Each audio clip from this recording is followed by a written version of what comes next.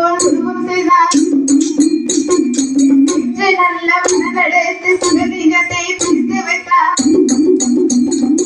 1000 அடி மகிழ்ந்து அடுக்கடுக்காய் நிற்க வைத்தார்.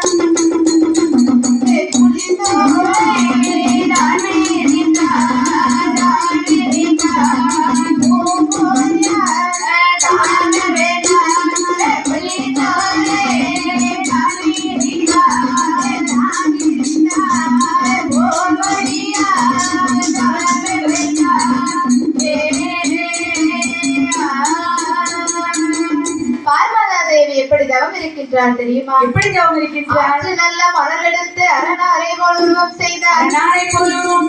நேற்று நல்ல மணல் எடுத்து சிவலிங்கத்தை பிடித்து வைத்தார். சிவலிங்கத்தை பிடித்து வைக்கிறார். 7.5 ஆண்டுகள் தவம் செய்கின்றார். சரி, அப்படி தவம் செய்யக்கூடிய நேரத்தில் தவம் செய்யக்கூடிய வேளையிலே அந்த கைலாசத்தில் இருக்கும் சிவபெருமானுக்கு என்ன ஆயிடுமா? பிரம்மதோஷம் பிடித்து விட்டது. பிரிஞ்சு வந்துட்டாருல்ல? ஆமா, முட்டாடி பூலா வந்துட்டா. ஆமா, அதனால அவருக்கு என்ன ஆயிடுச்சு? பிரம்மதோஷம் பிடித்து விட்டது. அகில உலகத்திற்கும் வழியிழந்த பகவான் பூலோகத்திற்கு எப்படி வருகின்றார் தெரியுமா? எப்படி அம்மா வருகிறார்? அவர் திரு ஓட்டை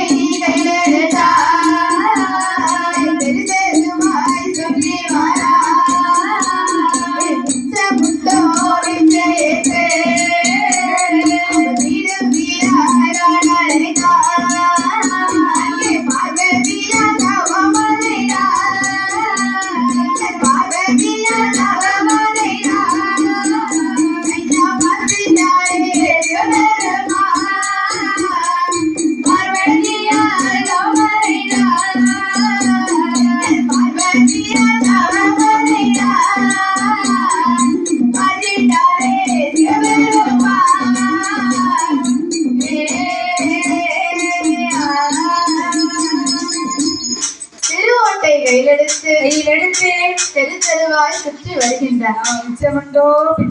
அப்படி கேட்டு வராது. பத்தியம்மா பொண்டாட்டி பிரிஞ்சோன்னு என்ன நிலைமை? பத்தியம்மா அகிலத்துக்கே படிவாய்ந்த பகவானுக்கே இந்த நிலைமை.